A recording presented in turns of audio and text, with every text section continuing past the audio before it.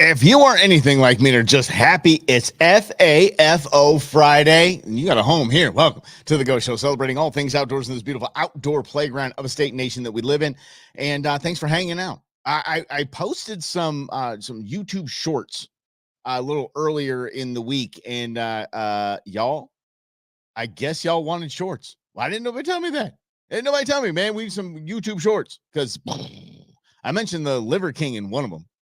And that thing got, like, in the first 10 hours, like 5,000 views. It was just going crazy. And I understand 5,000 views isn't a ton, and it's not a lot in the world of influencers and social media. But I did not expect that. Yeah, did not expect that at all. So if y'all want to head over to YouTube, that's where I'm throwing the content over there, because apparently they want that. So okay, we're going. So share this out, like it, comment, and remember, we are playing in Mexico. So go ahead and just comment along there. I'm gonna play along with y'all as best I can. Because I have no idea in pre-recording this what we're doing on Friday. So, but I got a fun FAFO Friday coming up. It's the Orca edition of FAFO Friday, and Animal Logic is a Instagram and TikTok handle that I follow, and this kid's just all kind of awesome. So I'm gonna give you a little preview. He calls an orca a homicidal sea panda. The nicknames that this kid has for orcas is just a lot of fun. So we're going to start his video, and we're just going to kind of play along as he breaks things down with our own videos of FAFO Friday. But first, as usual, we have a little something to chat about. An interesting new law is come to my attention, and it's interesting. I think this is really, really interesting because it has to do with Alaska. Alaska is just, let me put it this way. Game and fish in Alaska don't have a really difficult task. I mean, it's just wildlife. What's your state all about? Wildlife. No, seriously. Like, what is your state like? No, wildlife. No, I mean, no, seriously, wildlife industry. Like, it is it. And we have to know, as much as I love Arizona, my home state, as much as I am wheels off, sold out, an apologist for the state of Arizona, state 48. Damn, I got to tell you, Alaska just caps it. Alaska is the outdoor playground to play. It is the apex. It is the top of the tippity top. And now they start doing stuff like this, and it gets me pretty fired up. How about this? It is legal to salvage a moose now in Alaska. And when I say salvage a moose, do you understand how many cars get absolutely destroyed? How much property gets destroyed by moose every year? These things are big. They're the largest of the deer family, and by a lot. I mean, they make, I would say, double the size of an elk, especially with the rack and all that, the big paddles. Those big paddles, by the way, those big paddles are meant to funnel sound into their ears. How cool is that? It funnels so they can hear really well. So can elk, so can deer, so the entire deer family can. And it's so unfair that these animals, and I say unfair, but jokingly, unfair that they can smell. It's something absurd that when they breathe in through their nose and take a little sniffy, they can distinguish different scents in one breath. And I mean hundreds. They can just like normal, not normal. Nope. Now they're on high alert. So anyway, the paddles are meant to help them hear too. So now they have that amazing scent capabilities and the amazing auditory capabilities as well. But why I think Alaska's roadkill program is pretty dang cool, because vehicles, by the way, hit over 800 moose every single year, and moose weigh over 1,200 pounds. You know who wins that battle? The moose, the salvage program caught my attention because I know you can do that here in Arizona. If you see a full, you see an elk on the side of the road that just got like hit in the beak or something, like hitting the dome and died on the side of the road, you can call Game and Fish and get a salvage tag. You can. And what makes me smile about that, and what's interesting to me, is because I've always thought it. Not that I want to go make roadkill stew or anything like that, But because roadkill, you got to think of the raccoon that got run over or something like that, the skunk that got ran over. It's just a pancake in the middle of the road. And by the way, let me know in the comments, what was the last thing you hit? What was the last thing you hit driving as far as animals are concerned? Mine was a dove. And that thing just came suicide mission, man, right to the grill. Not even to the grill, came right into the tire. Just dove right down in front of the truck into the tire. And I was in a residential area. So I was doing about 30, 35. And yes, I understand 25 miles an hour speed limit, most residential areas minus 35. So the 30, excuse me. So I was doing about 30, 35. And just poof, I look in the rearview mirror, poof, just this cloud of feathers. I'm like, yeah, sorry, dude. Sorry. And my son hit one too. And this was absolutely hilarious. And no, it's not hilarious when you run over something, but hear me out. So I'm like, John, you hit that thing, man. It's just a cloud of feathers back there, man. Yeah, bro, you popped that thing. And he's like, oh man, that's lame. And John hunts dove with me, so he wasn't like upset about it. But you don't want to kill something, especially out of season. You just don't want to go kill something. Which is, by the way, a misconception of hunters in general. Yeah, killed that dove. Yeah, ran over it. No. So he's like, really? Did I hit it? I'm like, dude, there was a cloud of feathers behind us. You hit it. And he's like, oh man. So driving back to the house, we get to the spot where he hit the dove. And I'm not kidding. This is so bad. I'm not kidding. The dove is flattened because other things have hit it. But apparently its wing hasn't been like smashed into everything. So right when we were approaching, I'm like, oh, that's where he got that dove. A gust of wind, something hit it, and his wing goes doink straight up. Like he's like, hey, you're the guy that killed me. Remember me? Oh my gosh, the kid was traumatized. He goes, Dad, did the dove just wave at me? Yeah. Yes, son. Yes, it did. I'll traumatize kids. I have no problems with that. Anyway, back to roadkill. These salvage tags are fantastic. And the idea that a car hits a deer, a car hits an elk, hits a moose, whatever it is, and we just need to discard it or just throw it off for the animals to come eat later, I think is silly. You look at a moose and you're pulling hundreds of pounds of meat off of this thing. Hundreds of pounds of meat. So they've partnered up with basically food shelters, and they said basically you got you can do this. We're gonna donate meat. I think it's fantastic. There's a program in the Midwest called Hunters for the Hungry, because in the Midwest you can buy one buck tag and I believe up to 19 something doe tags for like $7 a piece. So people just enjoy the entire season of hunting, and then they donate the animal to Hunters for the Hungry. I've done it several times.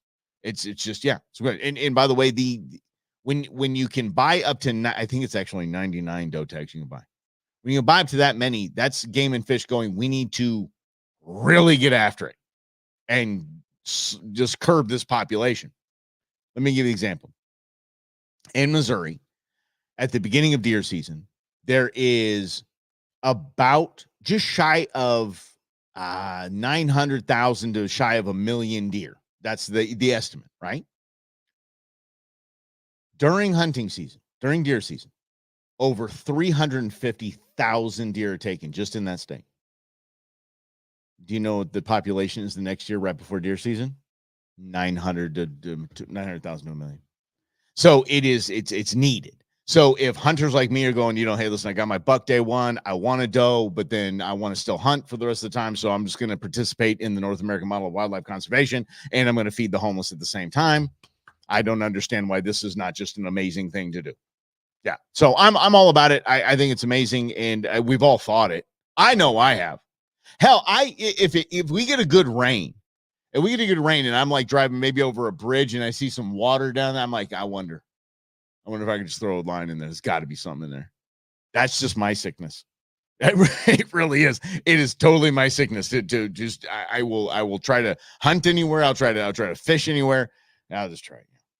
I'm like, ooh, look at it. I just saw a Eurasian dove. Eurasian collared doves. Eurasian doves are invasive in the state. No, you don't have to check with Becky. I'm telling you, they're invasive. I know this one. You can hunt year round, no limit, 365, boom. Pigeons and Eurasian doves, which is easy for bird ID because it's a Eurasian dove is the size of a pigeon. So if you see a dove that looks like it's the size of a pigeon, that's the one you can name. But I'll see a Eurasian dove and go, oh, I want to pull the truck over. If this is a Euro spot, I'm down. And I just go hunting. I do that all the time. But then I see like roadkill or something like that. I'm like, I wonder how old it is. Yeah. Not like coyotes and stuff like that you get here in the city, but you go up north of Flagstaff and maybe out in the desert and stuff like that. You think, wonder what it's all about. Yeah. By the way, hey, processing animals it is not cheap. It isn't cheap. Okay, processing. I mean, I'll write Casey. Well, Casey doesn't take checks, but I mean, actually they do take checks. But I looked at him like, who the heck writes checks? Nobody writes checks, buddy. Can't we sell this money to you? Can we just like, I'm gonna check or cash? And so I bring up, a few $100 cash for a Watusi, a few $100 cash for a bison or an elk. And you've already gone through the expense of getting those animals. Now you got to another $300-$400 on top of that. So it depends on what you do, like summer sausage one. So a lot of people, by the way, see those bills and freak out. So it's always good to stay in good graces with those processors. Hey, somebody can't take care of their bill, I will. Hell, I'll even split part of it with them. Like I didn't get drawn this year, but I want elk. I want a freezer full of elk. So you got an elk? I didn't want it. Okay, I'll take it. Why don't you leave him a backstrap or something like that, or leave him some burger, and I'm on my way. It's good to know. It's good to know. But seeing states jump on like Alaska has done for the roadkill program, the Alaska Department of Fish and Game estimates that over 800 moose in the state are hit each and every year. Safety obviously being an issue. Through the program, Alaska residents may sign up as salvage teams. Yes. We're Salvage Team 6. We're all geared out. Going to go get out with knives, processing gear, gloves. We're dialed in, at least in my mind. Salvage teams must be made. Let me do this. How about I put my glasses on? Must be made of 2 or more people. Thank you. That would be a team. Great job, government. 18 years old, they live in geographic area for which they apply. Alaska's massive state, salvage teams must be able to respond to a roadkill incident quickly. Now, this is where we get on it right here. Applicants are then put on a call list when a moose is hit or killed by a vehicle. Wildlife troopers can call the salvage teams starting at the top of the list. If a team doesn't answer the phone or isn't able to respond in a timely manner, it gets bumped to the bottom of the list, and troopers keep calling until the salvage team agrees to recover the moose. Sign me up. I can get up I-17 in a heartbeat. I will be there with my crew. I will leave the middle of this show. I have no problem. That phone rings. It's a state trooper. I'm on my way. Woo! Can you imagine? That's a great idea. Mm-hmm. I mean, deer, elk, everything. Yeah. I'll look into it. I'm going to ask the game and fish peeps when we can. But yeah, the Hunters for the Hungry thing is spectacular. Let's get to it. It is FAFO Friday. Hope you got a good weekend planned. And it is the Orca edition. So let's start with why we are talking about this. I made the Orca edition because sure schnitzel, right when I started thinking about what we need to talk about for FAFO Friday, Orcas sunk another boat in the Strait of Gibraltar. Now, why? Okay, Strait of Gibraltar, Michael, that doesn't mean anything to us. Why did I just use my government name? I just refer to myself as Michael. I'm trying to do some coffee on it. Wow. Okay. Why are we worried, Mike, about the a boat in the Strait of Gibraltar? Yeah, because orcas are starting to take on boats. And when orcas start trying to take on boats, that's dicey. Yes. 2 people had to be rescued off the Strait of Gibraltar after orcas sunk their boat. According to the statement, an unknown number of orcas attacked a 10-meter long vessel dubbed the Albarin Cognac, about 14 miles off Cape Spartel, the Moroccan town at the entrance of the Strait of Gibraltar. However, the 2 people were able to contact a search and rescue team and were later picked up by an oil tanker before their boat. Have you seen the movie Orca? Yeah. Orca is a flagrant ripoff of Jaws. I mean, a flagrant ripoff of Jaws, but it's got an orca and Bo Derek. You're welcome. That's right. Bo Derek is all kind of amazing and just, you know, she's Bo Derek-y. Yeah, the whole movie. Anyway, Orca, yeah, you know, bites legs off and does that kind of thing. But think about these guys. They get taken on a boat and they get in the water. I mean, basically now you're in the water with the animals that just sunk your boat. You're the prize at the end. I would be absolutely beside myself. But let's get to this, because this kid, Animal Logic, is hilarious. So we're gonna start playing him, and then I'm gonna stop along the way, and we're gonna prove his point. How about it? All right, let's jump right into it. Ladies and gentlemen, without further ado, FAFO Friday. Let's go. Really just gonna ignore the fact that killer whales give sharks PTSD? Welcome to Animal Logic, let's talk about it. Orcas are the most disrespectful animal on the planet, and that's exactly what happens when no one can check you. Other than humans, the only thing that can take on an orca and win is a bigger orca. That's the truth, by the way. So those that think that the great white is the apex predator in the ocean, nope. Apex predator that works in teams and is intelligent, that goes to orca. And like he said, the only thing you take out an orca is a bigger orca. Because at the top of the food chain, orcas bully the entire underwater census, and they legitimately traumatize great white sharks. If Jaws happens to encounter an orca near their hunting grounds, they'll abandon the area for up to a year. And for good why? Oh, reason. Orcas actually figured out that if they flip over sharks, they can induce tonic immobility, paralyzing the shark while the Bundy dolphins take its liver, heart, testes, and probably its life too. He ain't wrong. They jack sharks. You ready for this? They jack great whites. I'm going to start playing this. It's going to play fast, so just pay attention. We'll hear it play out and we'll hear the narration. But immediately, this picks up right as a pod of orca find a great white that they want to take out. Or just a shark. It's whatever it is. And watch the speed at which they ram the side of this shark. Watch this. Oh! Okay, we're going to play it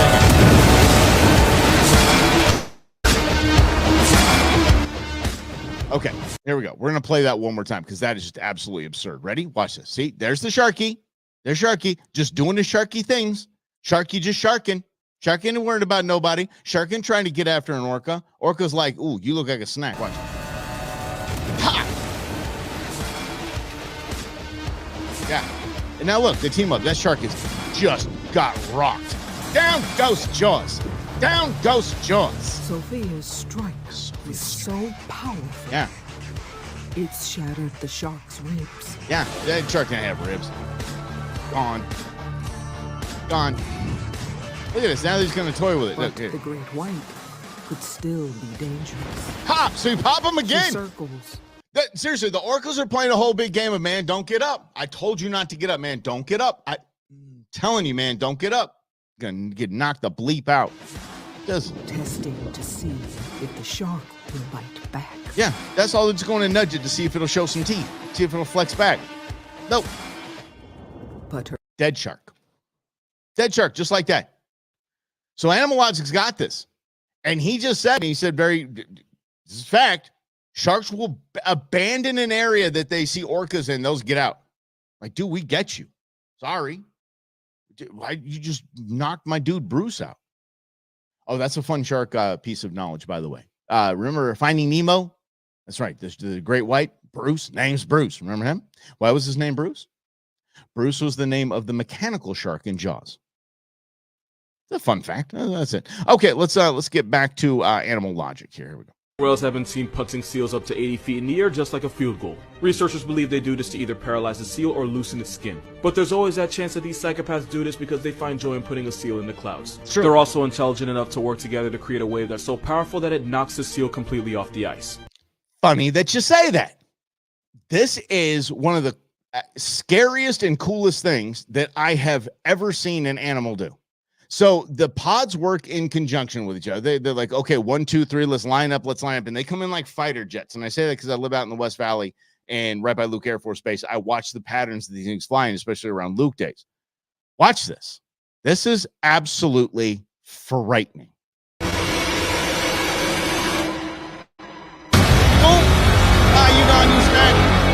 want me a snack, dude? Look at them working together. Oh, yep. You want me a snack, bro?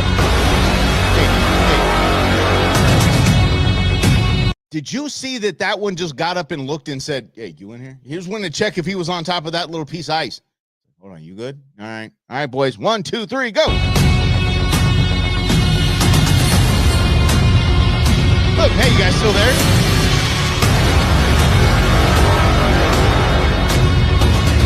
Yeah. Boom! Look at that. Look at it. Yep, keep going. Watch this. Oh, okay. Now it's a coordinated effort. Y'all, these things are crazy. Orcas are crazy. Watch this. These two get up there and they want to check where he is. They're gauging distance. They're saying he thinks he's cool. He's looking at you like, suckers. Look, I'm way over here. You can't get me. Check us out. We're just going to break the ice. Yep. Don't worry about it. Just going to break the ice. Not in a get to know you kind of way. I mean, break the ice, get to eat you kind of way. And then they just chase it around and they're just done. Watch this. Oh, there's 5 deep. There's nothing they can do, man. Yeah. He wasn't kidding. The guy wasn't kidding. They do this. Now, here we go. Let's get back to it. And just when he thinks he's safe on the beach, Steroid Flipper reminds him it's an Steroid Flipper? What do we... Steroid Flipper. Orca's world, and he just lives in it. And even though they're built like an 8 to 12,000 pound equality symbol, they can launch themselves up to 15 feet in the air. Really bad news if you're a bottlenose in the wrong place. And they slap stingrays, just cause they can. Why are you gonna go slap us? Slap them. Slap them. This swimming sociopath is the most oppressive force in the entire ocean. And even though a wild orca has never caused a human obituary, some have started ramming into sailing boats off the coast of Spain and Portugal, damaging the boats and injuring the crew. Considering orcas are one of the most intelligent creatures on the planet, there was 100% malicious intent. That is correct. That's why we know the story I just told you about. Sea of Gibraltar. And watch this.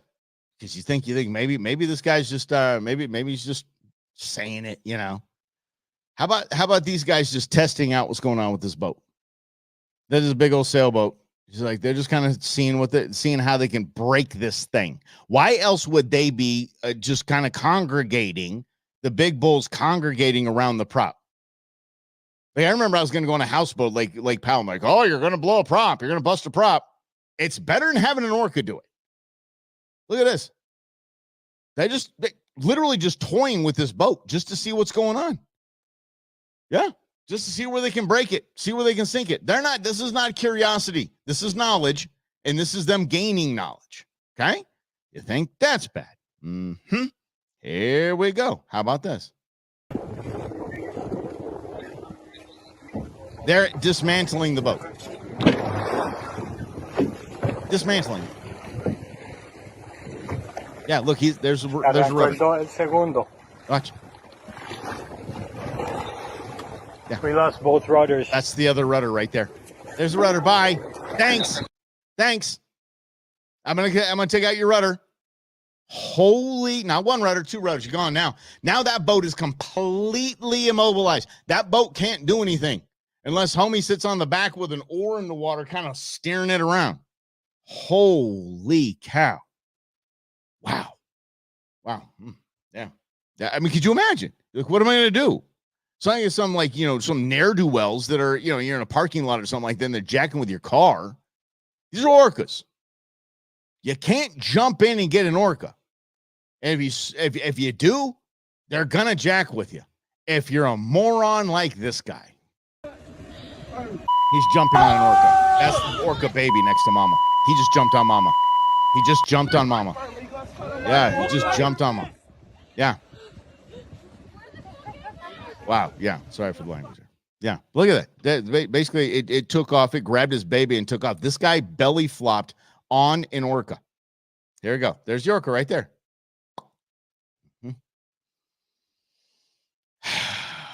This is why orcas do this. This is why orcas are starting to sink boats, is because of drunk jackasses like that guy. And not only that, they're coming after us swimming around. Watch this. This might give you nightmares. The next two videos will give you nightmares over the weekend. If not, you need to seek therapy because they gave me nightmares. Like, how can you see this and not go, oh, man, yeah. Watch this guy swimming around. Yep, just swimming. This orca coming to get him. Orca's coming here. Let me bow to this. Let me show you this. Bigger. No, same size. All right. Yes. Orca's just jacking with him. He's swimming hard. He's swimming hard. Here comes this guy. Look at this. This is mama and baby gonna come check him out. Oh, look at that. Oh, what are you doing, dude? What are you doing? This guy's swimming for his life. Look at this. Just swimming. He's got to go to a backstroke. Look, this orca takes his flipper. Orca flipper, homicidal flipper just took the flipper. Holy steroid flipper. Took the guy's flipper. That's jacking with him. So when the guy from the video said that they launch seals 80 feet in the air to loosen the skin, stun them, he just like sending an orca into the clouds. I mean, a seal into the clouds. I believe it. These guys like to jack with you. They're bored. Like, they've been swimming around the ocean all day. Nothing going on. Oh, look at this jabroni. Let me go take care of this guy. No joke. Here he goes. He's still going. Look at him. Look at him. He's swimming. He's swimming for his life. He's swimming for his life. What do? Do you stop? You just keep swimming and just hope for the best. That guy's holding on to his flipper. That orca is getting your, he's dragging the orca. The orca is saying, head it, like he's water skiing. Look at him. Hey, let go. Now he's going to go jack with him a little bit. Yep. Oh, no. How about you go this way, dude? Oh, man. I don't even know. Okay, but they're close enough to shore. So, I mean, this guy's like, just get me away from all of these things. Look at this. Now they're going to team up and just follow him. Mom, bro, and little bro. Just kind of cruising along here. Like, mom's teaching them how to jack with humans. And then they just kind of peel off. If that doesn't give you nightmares, I don't know what would. The orca is jacking with this guy, just messing with him and taking his flippers from him. Maybe it was species appropriation. They're like, you can't have flippers. You're a human. That's cultural and species appropriation. Can't have it. It's my flipper. Let's see if we can get that. Let's find that again here. This poor guy. This is like, seriously, look at him. He's dragging it on his flipper. Look, this guy's the orca's taking the guy's flipper because it's species and cultural appropriation. You're a human. You don't have flippers. I don't know. Show you. Yeah. This poor guy. All right. I'll give you one more that's going to give you nightmares just for funsies. All right. This boat, ladies and gentlemen, is doing, no lie, and I'm gonna go down to here. This boat, by the way, is doing 35 miles an hour. Yep, just cruising along. Oh, what's this? Look at this. Like nothing. Like nothing. Look at, hi guys. Hey, 35, not even breaking a sweat. This obviously they can travel faster than 40 miles an hour. Go get in your car and go 40 miles an hour. That's how fast an orca just swims, like with effortlessly. Look at this. It is amazing. I'm blown away by this. Just it coming out of the darkness and all that. Holy cow. Yeah. Look at that. FAFO Friday, man. And it's all his glory right there. That's good. If that doesn't give me nightmares, I don't know what does. Wow. Yeah. Anyway, hey, thanks, Mike, for giving me nice nightmares over the weekend. Y'all have a wonderful weekend. Again, it's hot out there. Stay hydrated. If you're going to go hiking, do it super early in the morning. Fishing, obviously, same. Just kind of really focus in this weekend on starting to flip your schedule around and not doing stuff in the middle of the day, doing them in the evening and in the early morning, because I want y'all safe out there, and I want you guys to stay hydrated and stay safe. So, and again, wherever you go, leave it better than you found it, and have a wonderful, wonderful weekend. Thanks for hanging. We'll see you Monday at 11 o'clock right here on The Go Show, celebrating all things outdoors in this beautiful outdoor playground of the state that we live in.